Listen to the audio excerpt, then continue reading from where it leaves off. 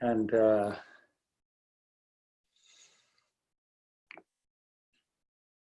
yeah, New Year's kickoff this week. Looking forward to seeing everybody out there. Love getting together with the ICE family.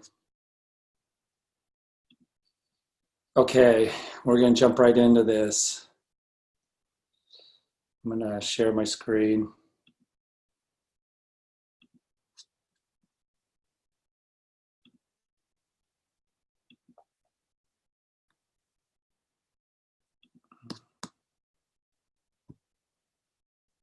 These are just some things I jotted down this morning. I don't want to go into those just yet, though.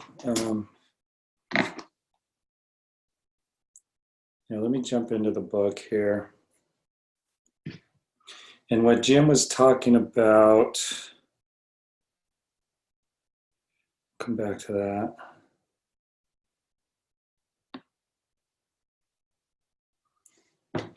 If you haven't printed this up yet, this is the newest edition, edition 1.4 or something like that, who knows. But I'm sure it's pretty close, I think, to where it needs to be. I've made just a couple differences or a couple additions. This right here, writing this out rather than having the acronyms, that's what they're called. And then putting Jim Rohn there as what to reach for. What else did I throw? Oh, and going deeper on the Freedom Day. So just going beyond the material things that we want to have, which are important, but getting down to the deeper core of the why. So that's why I added that there. This could be printed up at the Forever Pack business. It's just on the wall. I'll have, if she hasn't already, I'll have Jennifer put it in the files. It's in there as a PDF. There's also a second one to this, but I want to work on this one some more. And I'm actually looking at maybe framing all of this up for kids to where it's just simpler and maybe has a few cartoon characteristics to it. But I'm looking at designing this for youth to where it's just simpler. Wayne Dyer did a book once on the law of attraction. It was just really simple, a lot of pictures in it. But I want to frame this up for that. But I still want to do some work on this. I've just been more focusing on this right here and going through this with some of the team members. But it's shaped up pretty well. And I changed this up here too. And remember, well, not remember, but just, you might not be able to see, I can blow it up here a little bit. Cycles. Cycles is the freedom. That's the passive residual income that we get paid every week. It's the foundation of having that freedom. And so you want to figure the income amount in cycles. And there's the Zoom that we did on a Saturday. I think it was 2 Saturdays ago. That goes through this. Probably end up doing another one because of the things that have evolved as I go through this now. I talk a lot more towards the end, and the biggest ahas, or what is it like to be a 4th level leader, like right now. And that has been the biggest part right there, is getting people to identify with what it's like having an identity right now of a 4th level leader. And that's going to be essential. That's been the biggest awakening moment for every single person that I've done this with, and what it's like to be a 4th level leader right now.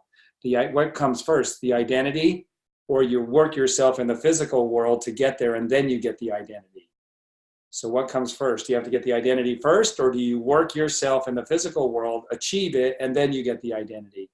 And pretty much when I frame it up right, everybody says, well, you have to have the identity first. But nobody frames up their vision that way as a high 4th level leader. Not one person. I don't care how far along they are and how long they've been in ICGX, not one person has framed up the identity of being a 4th level leader in the way that it must be. It's got to be scientifically done right, correctly, and exact. No assumptions as far as how it's supposed to end up showing up. Like, once you frame that up, the identity correctly, And everybody feels like they have to work themselves there in the physical world, and then they'll be a fourth level leader. And that's not how it works with spiritual beings. You have to have the identity first. Just like the acorn has an identity already. When it's an acorn, it has an identity already of an oak tree, and every needful thing must show up. So we'll do another recording. I'll do another recording on that because it's so critically important. And it is the part, it's the piece that's missing for a lot of people that have been doing the work on this mental, spiritual level. So as we go through Wallace Wattles, and I'm going to jump into the book here, we want to remember that we're spiritual beings first, and that's where all of our power is. God's blessed us with this physical world and this physical body to be able to experience the sensations and the emotions and the contrast that happens with the physical body. So think of your body as like your spirit always existed. Think of your body as a glove that goes over the hand. And they're so intricately woven together that everybody just thinks they're a physical being, but we're spiritual first. So as we go through Wallace Wattles, he's teaching us the spiritual principles to govern a physical world and to command it and to be co-creators with that physical world. And so it might be a hard pill for a lot of people to swallow when they've never had any spiritual teachings and understanding, not just spiritual teachings, but the principles, the truth behind the spiritual teachings. There's a lot of way out there spiritual teachings that are about as far off as the sun from the difference between the night and day. But we are spiritual beings. And even Bob Proctor says, if you're not involved in a spiritual program that teaches you these spiritual truths, you should get on one. And so they're important. All right. So as we go through Wallace Wattles, what is the greatest capacity? Where's the power of a spiritual being? Thought. Thought is the greatest. And when I was first introduced to Wallace Wattles and the Science of Getting Rich, I flipped the book over and Bob Proctor's picture was on the back. He was the one that had it republished, and he was using it in some programs that he had put together. And it was the book that really changed his life when it was handed to him by, I think it was Earl Nightingale in the kitchen. So when I saw Bob Proctor's picture on the back, and then being introduced to that, getting involved with isogenics, Lenny's the one that handed me the book, but his upline was the one that handed him the book. And then so getting to know people in isogenics and Lenny's upline, I found out that they knew about Bob Proctor. And so I started diving into some of Bob Proctor's stuff and really learning, on a deeper level, the principles that were being taught in Wallace Wattles. So, that added value that came in those teachings and what that brought to the table as well. But again, Bob really talks about being spiritual being. And he said, thought is the highest, greatest, most potent form known to man. It's the most powerful thing there is. It travels faster than the speed of light. And so learning and starting to at least be exposed to these new principles, and they resonated with me. They fit with other pieces of the puzzle that I knew were true in my spiritual upbringing and in my faith. They didn't contradict them. They were new, and they were like an expansion to what I was already learning. And as I was open to learning them, the pieces of the puzzles didn't contradict each other. And in some spiritual teachings, there are some huge contradictions that do not fit. Like it's like a square peg going into a round hole. They didn't fit. And I felt the difference as well. I felt the difference because I think you can get off on some tangents that take you down roads that really aren't going to lead you in the direction that you're wanting to go ultimately. They're not going to empower you. It's only principles that empower you. So as I was learning about thought and the power of thought, it fit with other things that I had believed, and it resonated. And I could see clearly how they fit, and they empowered the truths that I had already known. And so Just want to throw that out there for what that might be worth to the individual. So as we go through this, maybe I'll just frame this up here. What's the fastest way to get from A to B, the fourth level leader, which John Maxwell says is an elite organization. I mean, you're talking about an organization that is just pumping it out. It's running like a Swiss watch. The people and the leaders have been developed to where they can raise people up, and you have leaders developing leaders, and you have leaders who are working with people who are on lower level positions that are just getting everything they need. They're getting all the support and the opportunity to rise up, but to really do their job with excellence, because the leaders that are at the fourth level. And it's not just one person that's doing it all. That fourth level leader has created other fourth level leaders, meaning the original fourth level leader could leave unannounced and the business does just fine while he's gone or she's gone. So, and that's Robert Kiyosaki's definition of the cash flow quadrant. You have employee, you have self-employed, and then you have big business and you have investment. And this is where 5% operate, and this is where wealth is enjoyed. And freedom, well, not necessarily time freedom, but it can be. In isogenics, it's time freedom. That's why we want to stick to the cycles, because there's your time freedom right here. If you have enough wealth coming in on a weekly basis, monthly basis, and that wealth is residual, then that's, you have your time freedom. And you have the unrestricted free use of resources and other things at your disposal. So that's on the right side. Now, it's not necessarily time freedom. There are CEOs that are in the top 5% of income earners, but they haven't framed up their wealth coming in that it's passive residual. So, but the whole point here is, and that's a plug for isogenics, because it is passive residual. And there's not, I would say I'm in the 1% of income earners in the world, but as far as me and my freedom that I have and a stress-free week, that's a 0.001%. Because I would say most of the business world and CEOs that are still trading time for money, they don't have passive residual income, and they could be pretty stressed. So I'd say the life that I'm living, not only is it in the 1% income bracket, but it's in the 0.001% of time freedom.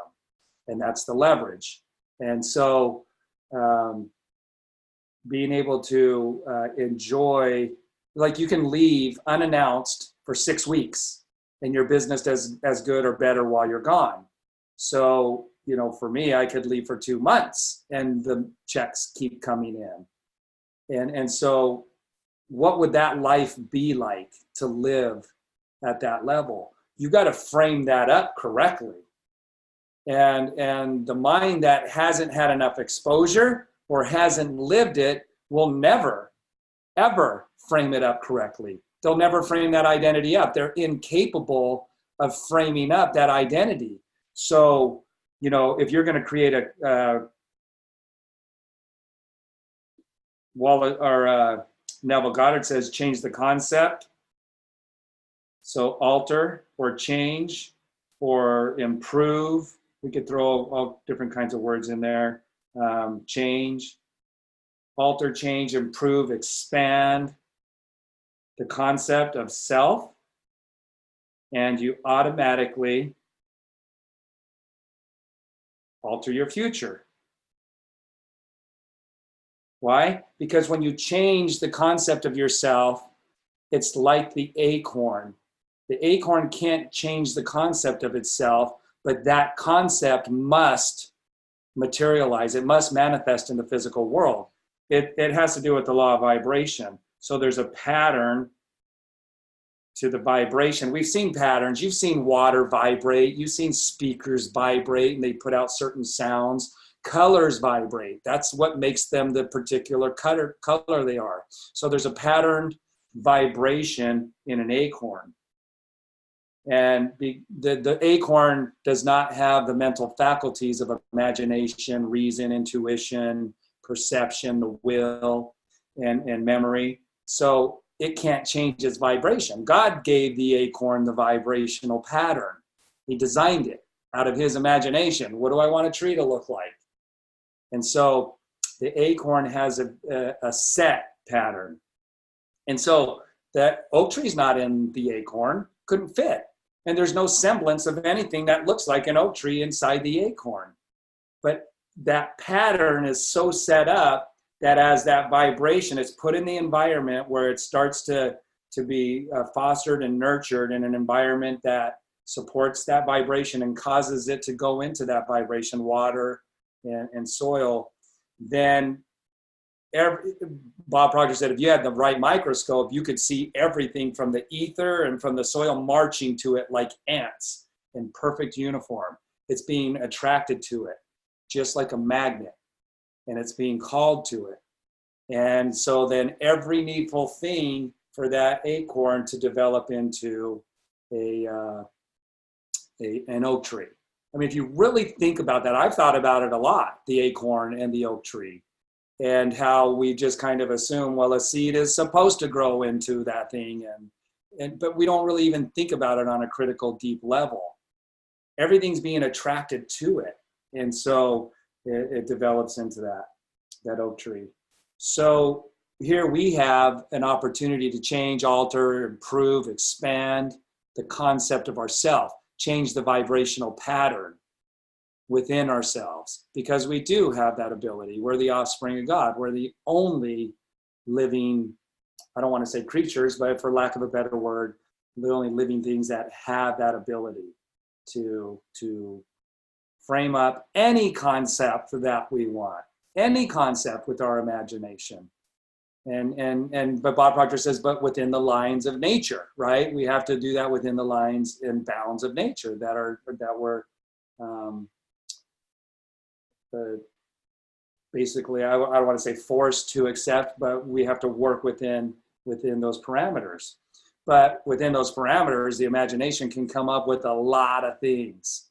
All right. So once we change that concept of ourself, so here we have people who want to be successful in isogenics and have that freedom lifestyle, but you've really got to be at a fourth level leader to be able to develop that elite organization that's going to develop leaders, that develops the leverage, that you're no longer needed. So what would you be doing every day as you're framing out the vision of yourself? You know, what are the thoughts and ideas and images that you're going to put on your card? Unless you've been exposed or experienced it, there's no way that for you to possibly create the exact correct identity. Like, it has to be like so scientifically exact. An acorn, there is no room for, error in the vibrational pattern. There is no room for error. So we see what chemicals do in causing the vibrational pattern to change in a human anatomy. They cause it to go sideways. They cause it to malfunction. And now you've got an issue. You've got a challenge with your health because the vibrational pattern was interrupted. So there is no room for error. So it has to be scientifically accurate. That's why it's the science of getting rich. So your identity, what's the fastest way to get from, what's the fastest and only way? The fastest, I haven't said this. This is like that process of when you tap into something, it just like, it wants to expand. There's always a next level up and a next level down. Well, I am so I'm determined and decided that we're going to keep going up in helping people to develop. I've said the fastest way from A to B, but the only way, the fastest and only way to get from point A to B. So if I'm just getting started in isogenics and I've been working this business, but I'm kind of stuck down here, less than 10 cycles every week, what's the fastest way to get up to over 250 cycles every week? Well, we know we have to create the identity. So what's the fastest way and the only way to get to high level 4 leader? It's identity. an identity, you don't work yourself there in the physical world. It's all mental. It's all mental. The fastest way to get from point A to B is mental. It's the greatest labor-saving device. I came up with that phrase. It's the greatest labor-saving device. When I realized what had happened and I had replaced my income at work and I started having a successful organization and I was doing Isogenics full time, I realized, wow, that was easy. Where is it?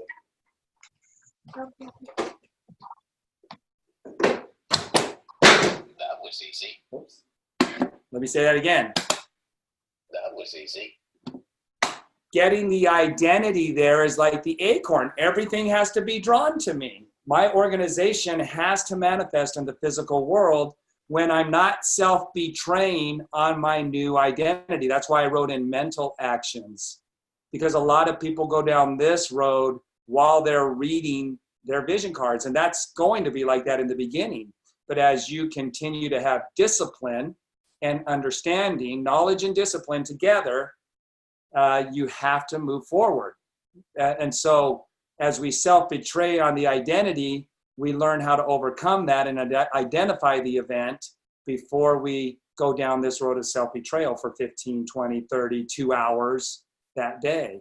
What we want to do is be able to course correct, make a U-turn, and get our mental actions this way with our identity. It takes time. It takes time to develop that mental discipline and that mental muscle to do that, but it can be done for anybody that wants it bad enough if you're hungry. So you're maintaining the mental discipline with the new identity. But let me go back to my original thought. It's impossible for you to accurately get that mental identity of a fourth level leader without the proper mentoring, exposure, or having had experienced it. So now what we're doing is we're having people frame up. This has evolved. I felt like I've always been doing it. That's when you know you're in alignment. When you're doing it and you felt like you've always been doing it. As we started doing these, I'm doing some follow-up with some of my leaders, and I realized I hadn't been going over this part with them, but it had evolved to, just like you saw how fastest and only, we just evolved to only in my articulation. It's the only way you could get there is mental. Now doing the physical actions, and if you do them with a positive attitude, then that will build, they'll build each other and they'll support each other, but your belief level is going up because you're seeing some positive things happen. But don't fool yourself. It was the positive things you were focusing on in your actions that feeds the identity to move you forward. But that's thin ice to be walking on, because something really detrimental or disastrous could happen in the physical world and cause you to hold that identity. And you start self-betraying if you don't really understand or believe that it's the mental identity that gets you here.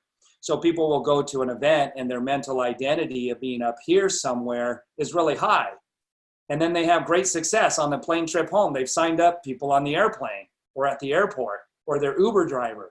But then they get back home and they didn't realize what they were doing here. They were doing efficient actions on a mental level. But then they get back home and the environment's stronger than the remembering what it felt like to be at the event, and they start self-betraying again.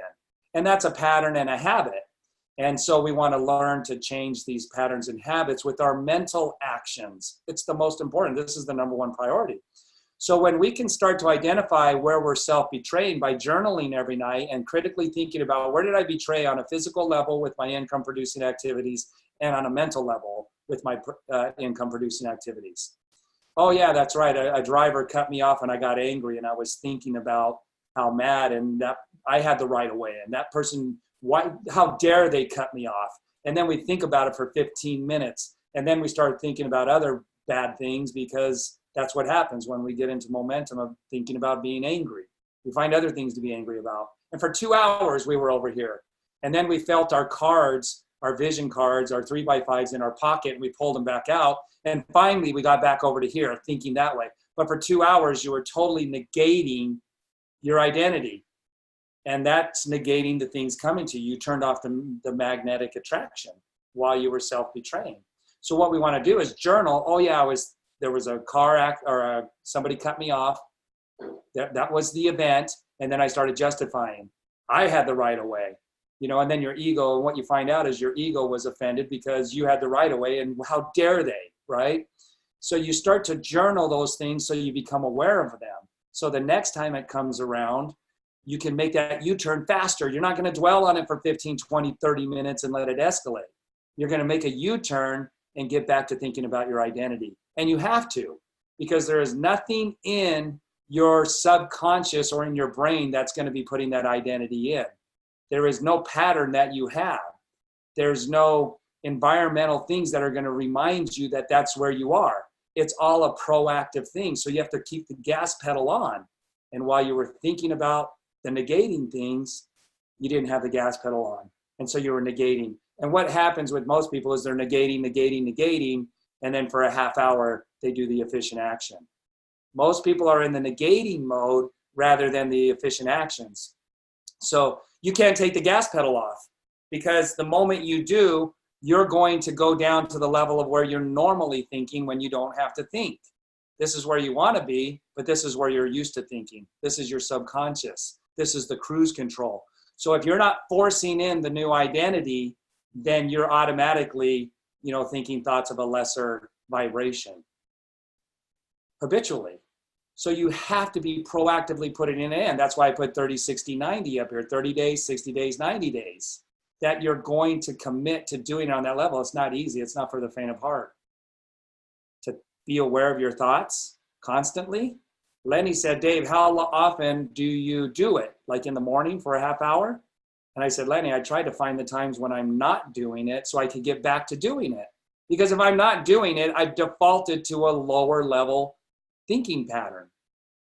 So if this is the acorn and everything else is lower, if I'm not thinking of being an oak tree, I'm thinking of being a corn or peas or a weed, whatever, something else besides an oak tree, whatever my, habitual way of thinking is and expectations. So I have to put it in. And I put 30 days because, do something for every day for 30 days, you start to develop a pattern. Now I'm starting to embrace the idea around that new identity. It's starting to feel more comfortable than it did when I started at day one. And things are happening. You guys, things are already happening because of this and the commitment level that people are making and their identity and starting to understand that. Things are already happening very quick. God's universe works with speed when you change your identity and you hold it accurately enough, long enough. But it's not completely changed your entire physical world, but there are things that are happening. It hasn't even been 30 days yet. And people are already seeing amazing little results here and there, amazing big results. But that hasn't completely changed everything. 60 days in, now there's some things happening. There's some things clicking, some things are moving along. 90 days, and it's pretty apparent that people are starting to ask you, what are you doing? If you play on that level and hold yourself to that level of discipline and mental actions. But the identity, you guys, you got to write in the right identity. As a level 4 leader, I say, what would you be doing every day? They say, well, I'd be training a lot of people. I'd be enrolling people. I would be making sure people are doing things and micromanaging and training people and helping to raise them up as leaders. I'm like, no, you wouldn't. As a level 4 leader, you'd be doing whatever you want. You'd be out traveling the world. You have an elite organization. You're maxed out at 250 cycles. You don't do this because you don't have to do this anymore. You're there. You arrived. You have accomplished what you started the business for, that Freedom Day. Like, you're cycling 250 cycles every week. You're off on a safari in Africa and you just had the biggest week in your organization that you've ever had while you were gone for 2 weeks. You just had the biggest week ever. That happened. So you wouldn't be micromanaging. They're like, well, I don't even know how to write that in because I do need to be micromanaging my organization. Well, if that's your identity, then that's what you're going to keep doing. And you're going to be really busy doing that and forcing people and pulling teeth. So we'll go into that more on the recording. I'll do one on that and go through and script it out in detail what a 4th level leader looks like. But I mean, you have platinum income earners in your downline on both legs. When you start to take that identity, guess who has to start showing up? So you wouldn't be busy. You wouldn't be busy moving people forward. You don't have to. You're doing it because you love doing it. and because you want to do it, and because it brings you the greatest joy, because as a fourth level leader, you could move people up all day long, but you don't have to do it anymore. It's not a need. It's a, I love doing that. And that's how fourth level people think, because that's how it is. They're doing what they love doing. And if they want to go off for a vacation for 2 weeks and then come back and work for, a couple months and then decide they want to go to Disneyland for a week, and take the whole family and go and not worry about all of this stuff down here for the business. And then an impromptu trip to Europe, a month later, that wasn't even on the radar a month earlier. You can, because you're a fourth level leader. You don't have to be doing these things. Your business is going to do just fine without you, because you have platinum income earners in your downline. And it's just very difficult for somebody who hasn't experienced that, been exposed or mentored, to know that that's the identity they need to take on while they're cycling 3 times a week. How do you straddle that? So we'll do a recording on that. I want to jump into the book and go into a couple other things here that he mentions that shows you the principles behind why you can do that, why you can come up with that new concept. What are we tapped into? What are we a part of? What's a part of the bigger picture here? So jumping where we left off, this was, I think it was chapter 2. Let me just flip through the pages. Chapter 3 is opportunity monopolized. So we were towards the end, and I have just right before that, there's 3 paragraphs. The 4th paragraph before the end of chapter 3, it's the natural and inherent impulse of life to seek to live more. It is the nature of intelligence to enlarge itself. Like going up this ladder, that's spirit striving to move you that way. That's why we're never really satisfied. You reach a goal and it's like a Christmas present, something that a kid wanted, but a month later it's out in the rain and in the mud and getting destroyed by the weather. Something that they just wanted so badly they couldn't even sleep at night anymore. But it ran its course. The satisfaction of that one thing ran its course, and there's something else. There's always something else. But we have to be very methodical and scientific and strategic in what's next for us. A kid is just like it watches a commercial and says, I want that. And then another commercial comes up and I want that. And then they get it and then it runs its course. But they're being manipulated by the outer world. They're being acted on. They see something shiny and they want that. As a conscious co-creator with God, you've got to be very strategic in how to move forward rather than to be distracted and acted on by impulse. You want to control your impulses and have them channeled, that energy that's running to and through us. And so we have to frame that up, right? You wouldn't just say to a contractor who builds amazing dream homes, hey, yeah, I heard you're the greatest, builder, contractor in town, and I just want to, I've got the money. I want you to make a dream home for me that I just love coming home to every day. Like it's like coming home to Disneyland. I just love to come home every day. And so he goes and builds the home for you, and you arrive and you're like, I hate this house. This is nothing like my dream home. This is like, it's like, no, this isn't it. I hate it. Well, you didn't give the contractor enough information. You just assumed that he knew what your dream home looked like and that he was qualified to build it. Most people go about life like that in their prayers, in their attitude, in their goals. They're not specific enough. So you learn your lesson, right? Well, you have enough money to start again. So you blueprint it out and you tell them how the pitch of the roof is going to look and what the porch looks like. And you tell them about the doors and where the walls are and what the bathroom looks like. And you have it all framed out now. All right. So now he builds your dream home and you drive up and yes, it's totally my dream home. This is it. I'm coming home to Disneyland, happiest place on earth every day. And then you go to open the door and you're like, I hate these handles. And you walk through the house and all the door handles, like you hate them. It hurts your hands and you just don't like how the handles look. And now that's what you're focusing on. Like, I hate this house because the door handles aren't right. You didn't give the guy enough specifics. You left out some details, the handles. You've really got to be specific and accurate when you're working with this intelligence. So the universe of forms has been made by formless living substance, throwing itself into form. in order to express itself more fully. It's doing that through you all the time. But are you detailed? Are you having the discipline? The universe is a great living presence, always moving inherently toward more life and fuller functioning.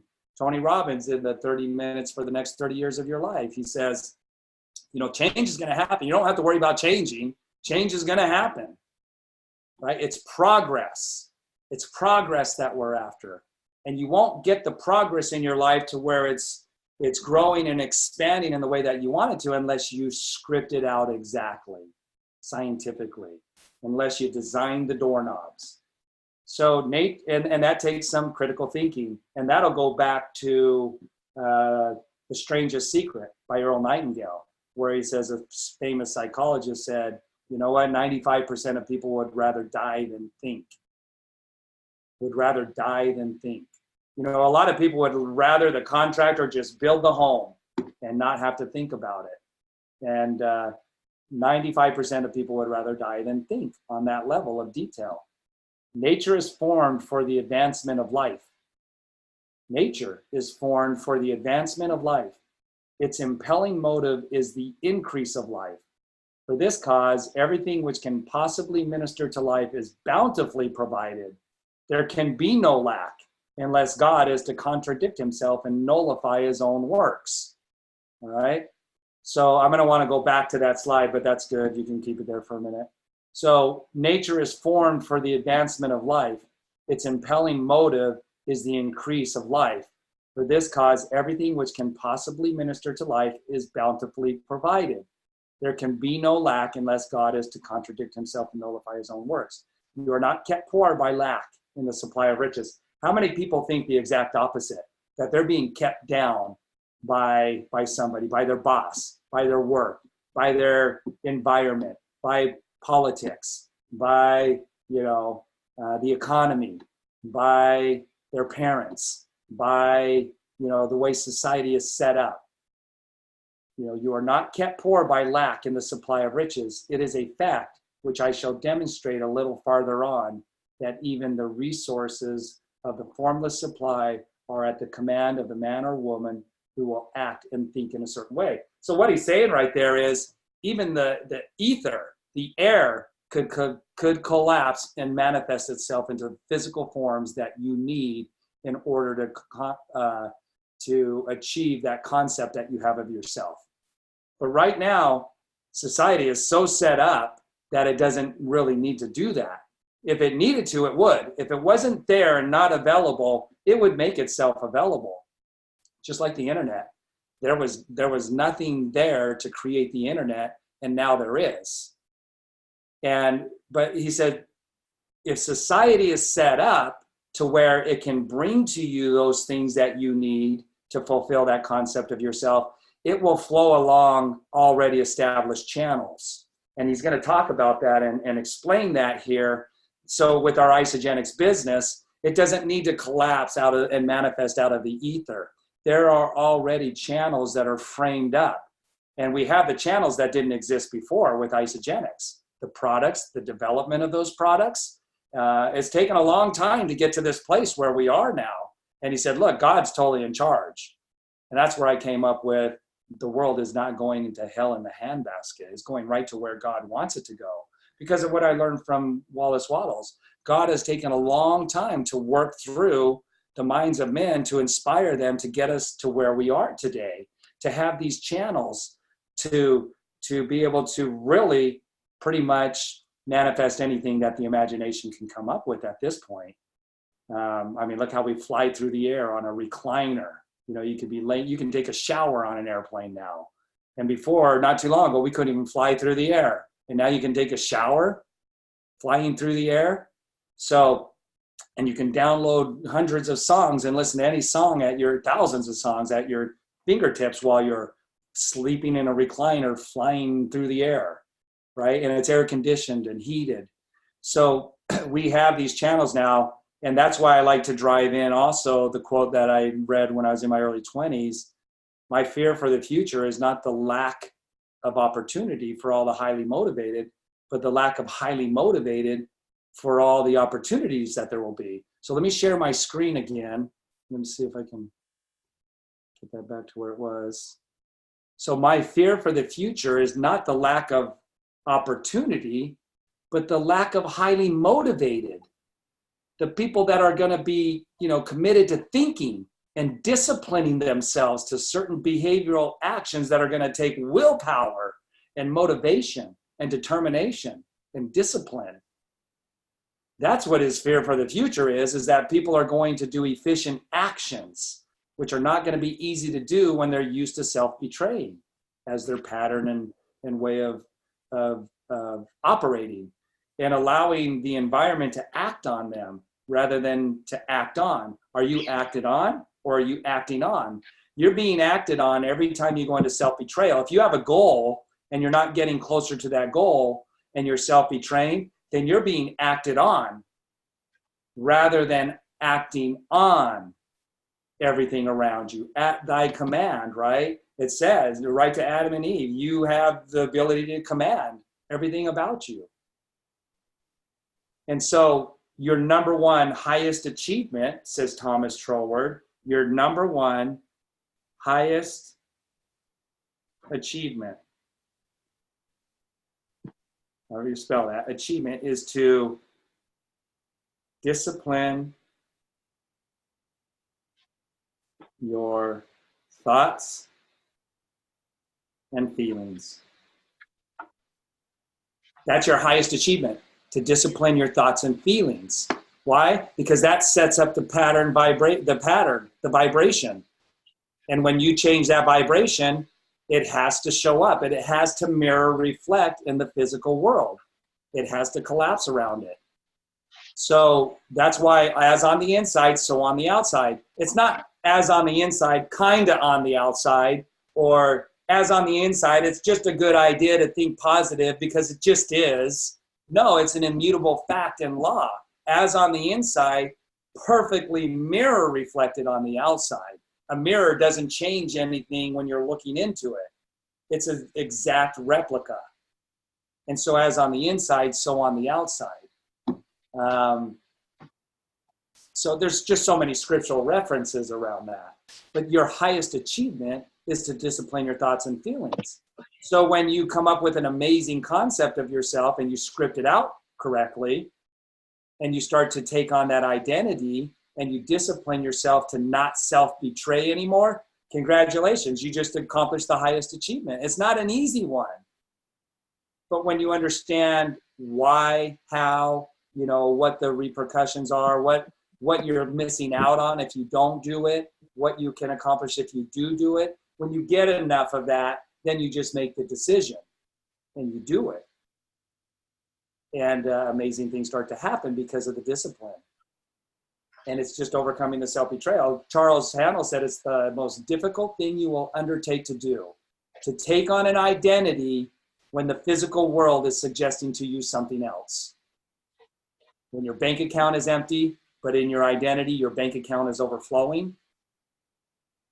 When past due checks are in the mail coming to you, and your identity is that you have the unrestricted free use of time, money, and resources. When your kids are outgrowing their clothes, or the carpet in your house is worn, or you're driving a car that has 300,000 miles on it and the springs are coming through the seat, but your identity is that you're driving your dream car, it'll be the hardest thing you undertake to do, but you can do it. I did it. And Wallace Waddle says, until somebody does it on the level that it needs to be done and the results stop showing up, it is no longer a scientific fact. But if each person keeps doing it and they keep getting the result, then it's scientifically sound. And we already have people who have not even been doing it 30 days yet. And they're already seeing the manifestations in the physical world. That doesn't mean that they're good to go. That just means, hey, you've got some social proof. You've seen it happen. Keep going, because the challenges, you haven't met the toughest challenges yet. You don't receive the blessing until after the trial of your faith. And faith is the substance of things hoped for, not seen. So you're still going to run into some challenges as you're disciplining your actions. you're still going to run into some challenges and some obstacles that are proving otherwise in the material world. But if you hold true, if you hold faithful, it has to collapse. And so I say work within 30, 60, 90. These are some things that I picked up in the, both in this quantum teaching world, and also in personal development. 30, 60, 90. These are just those chunks of time that you commit to on a very high level. And you have to see the results within this amount of time. It's called the gestation period. So there's some proof that you plant a seed of corn, and there's some social proof. It starts to pop through the soil. I don't know at what day it does that, but I know that corn or carrots are ready to be eaten at 120 days. But there's some social proof, but that social proof doesn't pop through the soil until a certain amount of weeks have gone by. It's all happening under the surface. But in this world of, creative beings and your goals, you are going to see some social proofs before it actually pops through the soil and other people start to see it, before the company starts paying you for those cycles. So we're coming up with, in the spiritual world, cycles that's below the surface. How much money are you making in cycles every week before it's actually popped through the soil and everybody can see it and the company's actually paying you it? I went to Genesis because I quoted this often. In Genesis, it says, these are the generations of the heavens and the earth when they were created in the day that the Lord God made the earth and the heavens, and every plant of the field before it was in the earth, and every herb of field before it grew. And I click on, there's some links there. It says before, and it says spiritual. They were not yet planted in the earth. There was not a physical world. There was not that social proof that everybody could see with their senses, their eyes. But it was already created before. And in that link that says before, it says spiritual. It was created in the spiritual world. That's what we're doing right here. We're creating the spiritual prototype. And if you can hold that vibration of that spiritual prototype, I call it a blueprint. I call it blueprinting. That's another word that I came up with, blueprinting. Because a blueprint, you give the blueprint to the contractor and he's going to build it exactly what says on the paper. If you don't have it on the paper, blueprint it out, it's not going to be the way it's going. You're leaving it to chance that contractor is going to put the right doorknobs on, or the right windows are going to go in. If you don't tell him which windows, he may put the windows in the right place, but they may be the wrong manufacturer windows. Like, you got to have it detailed. That's why I quote John Travolta in Phenomenon when he's talking to the investigator and he's asking him questions, but he's asking him very abstract, general questions. And he's getting frustrated, and John Travolta says, it's about specifics, Bob. Specifics. It's about specifics when it comes to you blueprinting your future. You've got to create the exact spiritual prototype. You've got to blueprint it. And if you don't have accurately what a fourth level leader is, then your business will never operate like a fourth level leader, because you've got to take on the correct identity of a fourth level leader, which means your business is growing without you. You have customers and leaders in your downline that you don't even communicate with. You're not texting. Not only are you not texting them to make sure they're going to show up to the meeting, you're not even texting them, because a fourth level leader has an elite organization where there are elite leaders developing customers and prospects and moving them forward, and customers and developing them into production leaders. And they're taking the time to deal with their team that they're building successfully, because they're 3 stars, 4 stars, 5 stars, 6 stars, 7 stars, 8 stars, platinum.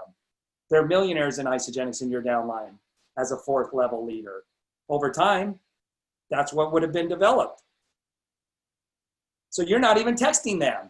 You know them, they know you. Of course they know you. You're in the upline, you're rocking it. You're being spotlighted by the company. But so are they, and so are people in their downline. And there are customers that are going across, that have become associates that are going across the stage that you're clapping for, but you don't even know they're in your downline. because your organization is so big and you have customers that are getting results that you will never hear about, but they are such incredible life transforming results. What's the percentage of customers for Isagenix? Where do they get most of their money? That's why we script out the customers here. Isagenix has made the vast majority, over 3/4 of their income that has come in off of their customer base. People that aren't even doing the business, that aren't even hitting consultant and managers. 85% comes from customers. What's your customer base look like? Do people just keep telling you no and they're not getting on the products? Is that your identity? Or do you have an incredible customer base that is so broad and so expansive, they're creating, an identity out of Isagenix. Their isopantries are growing and expanding. They're sharing with family who loves and cares and supports them. They're getting on the products and making it an ISA lifestyle. They're sharing it successfully with people at work. And there's so many customers in my organization that I don't even know who they are, because I have incredible business builders who are rocking the business, who are replacing their incomes, and people that are 1-star, 3-star, 2-star. In fact, I have people in my organization that are making more money than I am. They're hitting platinum. They're quitting their jobs. What's your customer base and business partners look like? Oh, they don't want to come to the events. I hold a meeting and nobody shows up. Is that your identity? Is that your pattern plan? Is that your blueprint? For a lot of people, it is. They just keep telling me no. I can't get people to buy the products. That's not my business. I give no energy to that. My business is awesome. There's so many customers. That's why, I'm platinum. That's why I'm in the top 25. I have an incredible customer base. It just keeps expanding because of the incredible, amazing leaders that are in my organization. So, all right. So what's your pattern plan? What's your spiritual blueprint? Nature is formed for the advancement of life. Its impelling motive is the increase of life. It's not wanting to take away from you. God's universe is friendly to your blueprint. In fact, it's conspiring with you, with your blueprint. For this cause, everything which can possibly minister to life is bountifully provided. Your prayers have already been answered. They're being answered every day. The prayer that you believe in, not the one that you're wishing for. It's the one that you believe in, the one that you're expecting. There can be no lack unless God is to contradict himself and nullify his own works. So this is why in Philippians, who is that? Is that Paul, I think, or Peter? And the peace of God, which passeth all understanding. Peace of God. Do you think you're going to have a lot of peace up here because of all of the great things that are happening when you're a 4th level leader? The peace of God, which passeth all understanding, shall keep your hearts and minds through Christ Jesus, who is the ultimate example. Finally, brethren, whatsoever things are true, whatsoever things are honest, whatsoever things are just, whatsoever things are pure, whatsoever things are lovely, whatsoever things are of good report, if there be any virtue, if there be any praise, think on these things. I have not written into this any negative, bad circumstances, scenarios, situations in my spiritual blueprint, and I'm not allowing anybody that I'm working with to write in anything negative or negating into this blueprint. In fact, we're trying to work out in their world all of the negative ones, all of the things that are not praiseworthy and pure. We're trying to catch those on a mental and physical level, but mental first, spiritual first. We're trying to catch all of the negative things. As you're writing out your spiritual blueprint, I wrote it out on legal pads in the beginning. I didn't use 3x5 cards. I need to explain that. I wrote it out in sentences like a book, my spiritual blueprint. Some of you have seen the book before I even knew these principles, but then I started using a legal pad, writing it out in sentences, my spiritual blueprint. And then what would happen is these negative things would show up that I didn't negate in my spiritual blueprint of what I wanted. So then when they would show up, like, I get angry when somebody cuts me off, I would write into my legal pad a sentence, I am so happy, and you know, when I'm driving, I'm courteous. I allow others to, you know, to get in front of me in traffic. I would write out the exact opposite of the negating, unpraiseworthy, unpure, unlovely things. I would rewrite them so that when that happened, I could stay into the efficient actions and not let the event take over me. So anything that's pure whatsoever, and it says to think on these things. Why? Because I think, therefore I am. And as on the inside, a mirror reflects on the outside. That's the pearl of great price, is understanding these principles. This has nothing to do with personal development at that point. It has everything to do with discipline, like me squeegeeing the shower. Sometimes my discipline isn't there, and I say, well, I showered first. Carrie's going to shower after me. She'll squeegee it, so I won't squeegee it this morning. That's just a justification and not being disciplined. So then I got to double down and make sure that I'm in control of my actions and that they serve me. All right? So it goes on to say, so I mean, there you go. Finally, whatsoever things are true, whatsoever things are honest, and you have the ability to reset the pattern vibration. So why not make those things true in your life? Why not make them truer? Make them more truer. Double it. Whatsoever things are honest. What's honest in your business? That these customers are having amazing life transforming results. They're saving money. Like, it's costing them less than what they were doing before, and they're having better results. Their ISA pantry is expanding.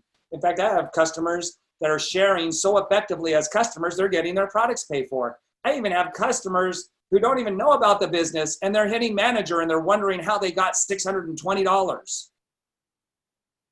That's the kind of customers I have. That sounds pretty honest and true and pure and lovely. Isn't that a lovely thought?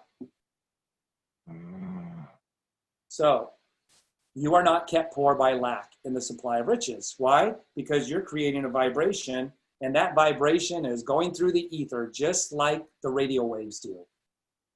And it's landing on the already established channels. There is already some miracle stories in less than 2 weeks of people redeveloping this fourth level leader identity and taking it on, and not saying they have to work there.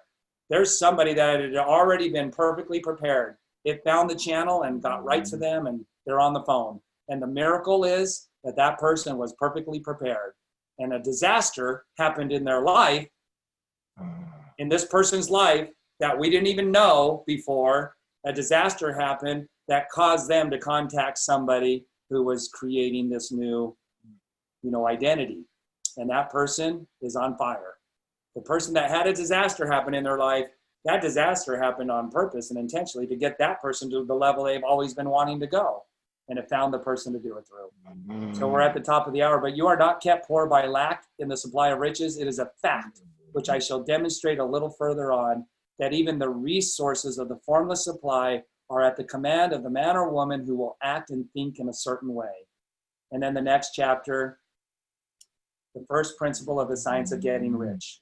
The first paragraph, thought is the only power which can produce tangible riches from the formless substance. The fastest way for you to get from A to B is mental. It has everything to do with thought. All right, you guys. So we're at the top of the hour. Anybody I think you can unmute yourself. Anybody have anything, any ahas, anything they want to share?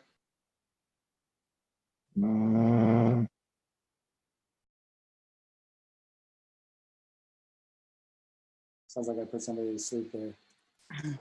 Good morning. This is Kim. Hey, Kim. Hi. I just wanted to say it was just so empowering, because I sometimes when you're in the midst of your day, you're going like the opposite of all of you want to create will come in, and it was such validation to hear from you that it's a constant, like, more like, when are you not thinking about it? So thank you for that, not validation, confirmation that it's all unfolding and seeing it all already done. Yeah. Thank you. Thanks for that, Kim. That's you guys. I just got chills. A wave of chills just went through. Energy went through my body. It's going to take tremendous amount of willpower, and that's why your why has to be big enough to make you want to do that.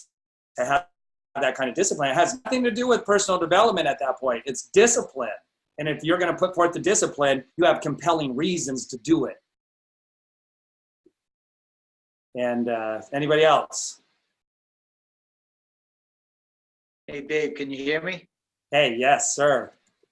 All right, cool. Good morning, everybody. Yeah, good stuff. And I love the direction of this training, the science of getting rich and all of this stuff, because it's real. And I, as I was listening to you, I was like, I know some people, because I've been there myself, just gonna go, wow, this sounds really kooky. And it does, right? But I remember,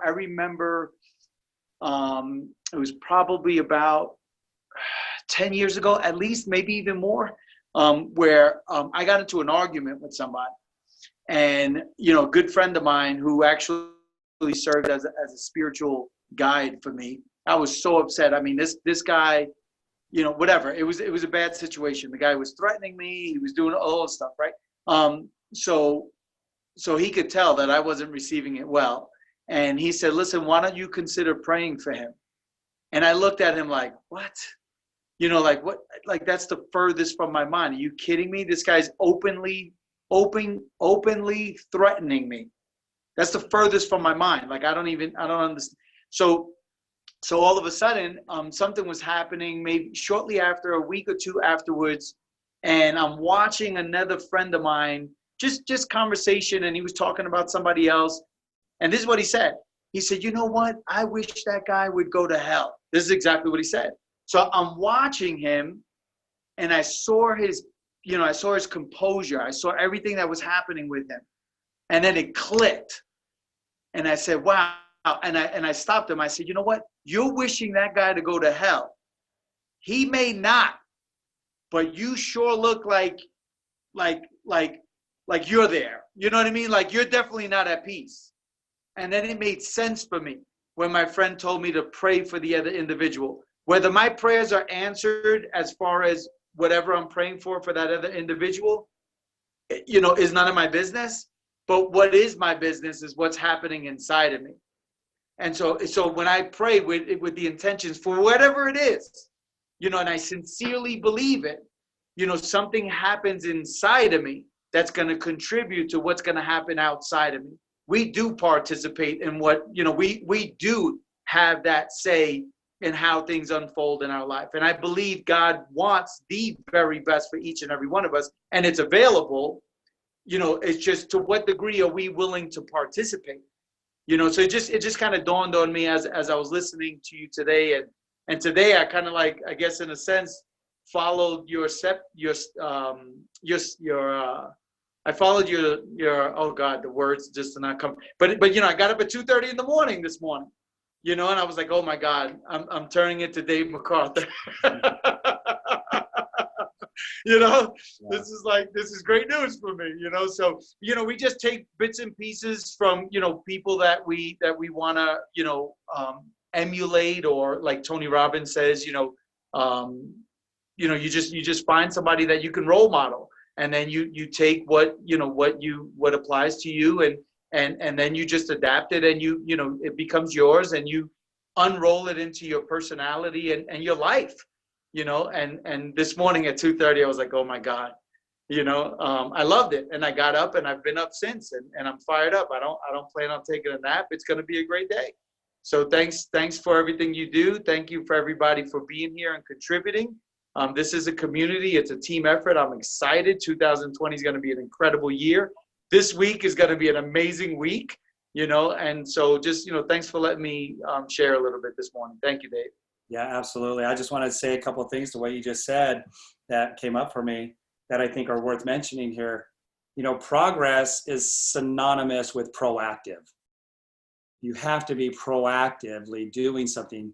And so, like with forgiveness, I was listening, I think it was Joe Dispenza yesterday, he says, when you hold that anger for somebody, you're self-betraying. You're negating the things that you're desiring and wanting to come into your life. You're self-betraying when you're holding that space of anger and resentment or whatever it is. Forgiveness is not about the other person. Forgiveness is about you getting back on the efficient actions on a mental level. While you're in that place of anger and those thoughts, you are not proactively getting your goal and your identity inserted in there. You can only hold one thought and feeling at a time, right? So forgiveness is about the person who's needing to, just let go of that thing with you, and it's proactive. And also, along with that proactive, think on these things that are praiseworthy, lovely, of good report. Most people just wait for things to happen. So, if we think this stuff is really goofy, or how does T. Harv Eker say it? You said it there. Really. I said kooky. Kooky, that's the word he uses. He says it's it's really kooky. So then what? You're just going to randomly wait for good things to happen to you in the environment? Good luck on that one. How's that working for people if you're just randomly waiting for good things to think on and to praise? You've got to be proactive with those things. And as a conscious co-creator, you absolutely understand that you're being proactive. In fact, you're committed to being proactive with those thoughts all day long to get to the new goal. It's work in the beginning, but when you reach that new goal, you're living life on a higher plane. It's that the work and time and discipline is worth it because you're experiencing life up here now. It becomes a habitual way of thinking and expecting after 90 days. It doesn't take that amount of discipline. The discipline is right here, getting to the 90 days. But you've got to proactively put those in, and it takes the discipline. And again, when is that going to, if you don't think that that's how it works, then what? You're just going to wait for Paul or Peter's advice, whoever that is in Philippians. You're just going to wait for random good things to praise and be worthy to give your attention to. Again, good luck on that, because this is a world of entropy where 95% of people would rather, wait around in the waiting place. They're not going to be proactive. They're not creating the significant progress. In fact, they're creating very little to no progress. You've got to be proactive with that praiseworthy and good report and lovely, right? You got to put them in proactively. But that's worthy of you. That time and effort that it takes to do that is definitely worthy of you to do it. All right. Good share. All right. Anybody, any last thoughts before I have to jump off here?